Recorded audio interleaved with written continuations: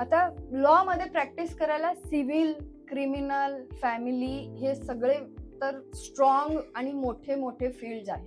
या लॉ मध्ये असे खूप छोटे छोटे फील्ड आहेत ज्याच्यामध्ये तुम्ही स्पेशलायझेशन करू शकता, जसं मी केलं. रेरा हा खूप छोटा विषय. एकदा रेरा नंबर आला की त्यालाच पुढे अपडेशन करायचं, त्यालाच रोजच्या रोज अपडेट करत राहायचं, एवढंच काम असतं. रेरामध्ये फ्लॅट बायर्सच्या कंप्लेंट्स येतात, त्या चालवायच्या, त्याचं लिटिगेशन. छोटासा स्कोप आहे, पण मी जेव्हा प्रॅक्टिस चालू केली तेव्हा मी तो एक छोटा स्कोप करायचा आणि एवढंच आपण स्पेशलायझेशन करायचं आहे या दृष्टीने चालू केली. मी जेव्हा एका सिनियर वकिलांना सांगायला गेले होते की मी सर अशी प्रॅक्टिस चालू केली आणि मी त्यांना माझं व्हिजिटिंग कार्ड दिलं. मी जेव्हा नोकरी करत होते तेव्हा ते आमच्या पॅनल वरती होते. त्यांना मी माझं कार्ड दिलं आणि त्यांना सांगितलं की सर कोणी असेल तर मला रिक्वायरमेंट कुणाला असेल रेराची तर मला सांगा. त्यांनी माझं व्हिजिटिंग कार्ड फेकून दिलं होतं. हे काय करतेय तू अमृता, फक्त रेरा छापलाय तू याच्यावर, असं नको करू.